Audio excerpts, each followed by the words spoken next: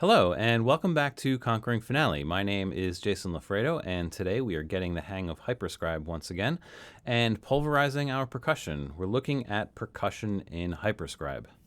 Now, when I talk about percussion in Finale, I'm primarily talking about unpitched percussion. Pitched percussion, like my xylophone part here, is going to behave pretty much exactly the same as any other pitched instrument in Finale. So everything that has to do with HyperScribe and entering notes in the xylophone is going to be exactly the same.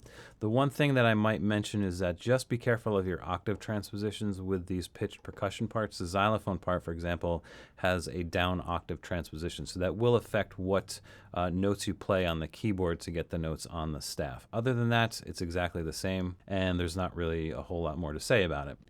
As far as non-pitch percussion works in HyperScribe, again, it's very similar to any other instrument in HyperScribe. The only thing is that you do have to know exactly where the sounds go on the keyboard in order for them to be entered correctly into the staff in HyperScribe. So a lot of the instruments, most of the percussion instruments in Finale will follow the standard percussion MIDI maps. If you're familiar with that, you'll know that like the C 2 octaves below middle C will be the bass drum, the D right above that will be the snare, the F sharp above that is the closed hi-hat, etc., etc. If you're familiar with this standard layout, you should be totally good to go. There are probably a lot of resources on the internet that will give you sort of a graphic of what those pitches are and their equivalents in the standard MIDI map. Directly in Finale, we can figure out exactly what MIDI notes go to what instruments. If we go into the score manager for my drum set here, go over here towards notation style and press settings, we'll get into the percussion layout selection dialog box and we can edit the one that's selected there. And this will show you exactly what instruments are being used for this percussion layout in this section on the left here. There's a whole list of them, and on the right column, it will give you the MIDI notes. So we'll know that the splash cymbal is 55, crash is 49, the second crash is 57, etc. And then the only thing you have to know is that middle C is MIDI note 60. So in order to find the splash cymbal, you just have to do a little counting, and I can figure out that the G below middle C is MIDI note 55. So if you kind of forget where something is, this is one way to do it. You can just go in here and figure it out that way.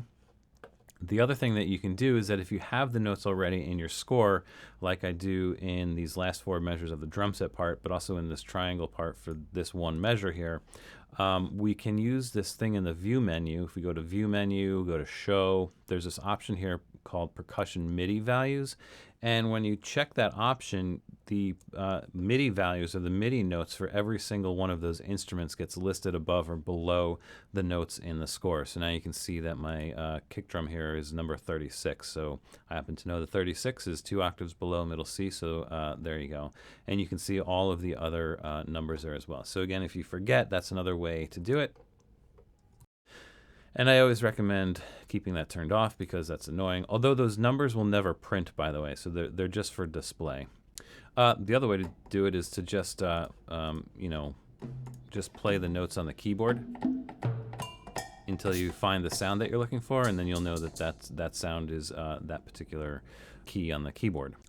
Other than that, once you know what you're doing with the keyboard and how it translates to the sounds, HyperScribe works pretty much exactly the same. So we just click on HyperScribe, and I'm going to do my triangle part here first, and I know that the B flat and the A, almost 2 octaves above middle C, will give me the 2 triangle pitches that I have on this particular staff. So you just click it to get started.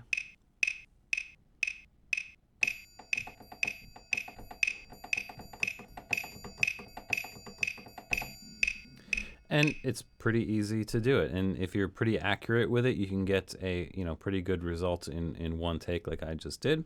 And we can do it with the drum set part. Maybe I'll just put a simple a few measures of drums here.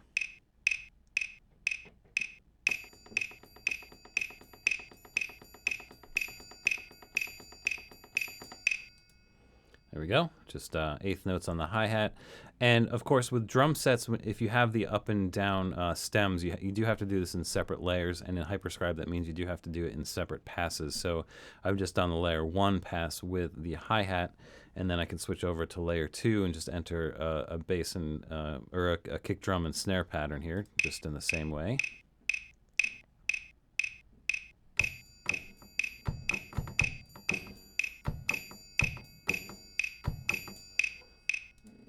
And there you have it. And again, for kind of simple rhythms like this is pretty easy to do. So, and you get fairly decent, accurate results if it's simple enough. So, yeah. So there you go. Incidentally, one more thing I should have mentioned. I'm just going to play some random notes. Some of these things don't exist. And for the, yeah, that's pretty. For the notes that don't exist within the percussion layout, you'll see that they will turn orange. That's telling you that those notes don't actually exist in the layout. It doesn't know where to put them, so it kind of tries to find a spot on the staff, I think kind of as if it's in treble clef. And when the notes are orange, you just know that you have no definition for those particular notes in the layout. So you'll either have to, redefine the layout in some way, or change or delete those notes in some way. So that's what the orange notes mean when you do that. All right, so yeah, there it is. I mean, like I said, there's not a whole lot to know about percussion in HyperScribe. It works pretty much exactly the same way as any other instrument in HyperScribe. The key is you just got to know the percussion MIDI maps on the keyboard. So that's really the trick to it.